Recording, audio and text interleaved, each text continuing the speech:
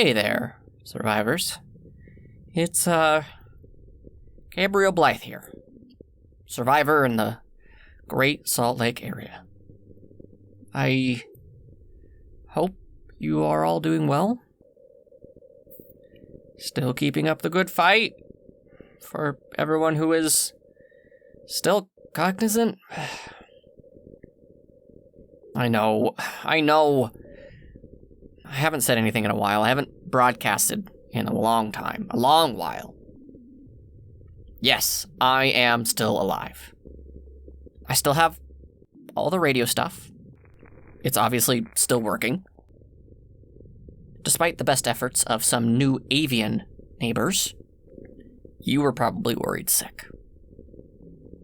All this weekly talk for what feels like forever, and then poof, silence. Do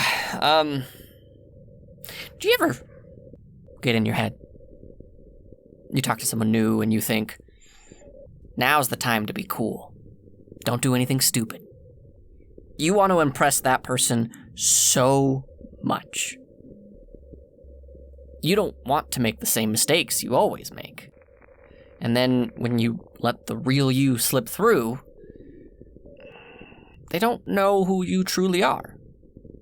And depending on how long you have put up this facade, you may have lost track of who you were. So now you are confronted with not only this external question, but also internal question. Who even are you? And you forgot. In your efforts to sound cool or part of the current it trend, you fake it. Did you ever really like 80s electro acid pop? Come on,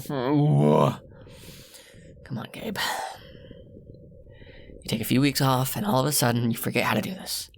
I had a great rhythm. And then, I got out of practice. All of this to say, getting back to the point, perfect segue, as always, Gabe, so nice, is that I was trying to pretend my habits, my passions, who I am, weren't there. So I wouldn't weird someone else out with those idiosyncrasies. I feared being judged. Which is a truly ridiculous thought. I mean, how many of you listen to me? I put everything on the line here, and you keep listening. I've had some really bad breakdowns that you have all heard. I learned a lot about myself and the world we live in now. All while on mic. So why would I let someone new judge me? Rambling again. If you are actively listening, there is someone new here. Someone who hasn't tried to knock me out and steal all of my supplies. So I'm gonna call that a huge win. Feels like an Olympic-size win, but a win nonetheless. There's another tangent there, but I'm trying to stay focused. I really am. She came into my hideout and kind of just shut in. I don't want to speak too much about her without her knowledge, you know. But when she came here and I wanted to seem so normal, I fell into a bad habit. I ignored myself. I ignored the pieces of me that made me, me. I didn't want to scare anyone off. So I'm working on myself, my boundaries, and pushing them in a healthy, slow process. You would think the stuff comes easy, but hey, when you get a rifle butt to the head, you get a bit paranoid. I like to think you want to hear from this person. Maybe you are holding back. You, as your own lone survivor out there, don't want to come out to this single person talking to you right now because I might have built a trap. But if I hear another voice, you say to yourself, I'll journey out. 2 people can't keep up this lie.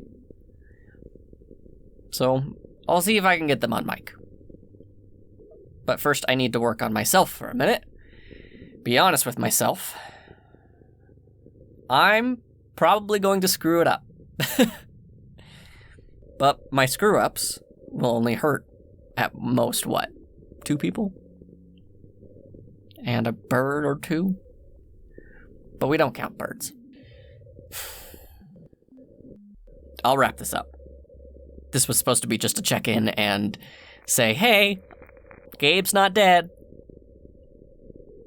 Well, my rambling goes to show I am not, in fact, dead.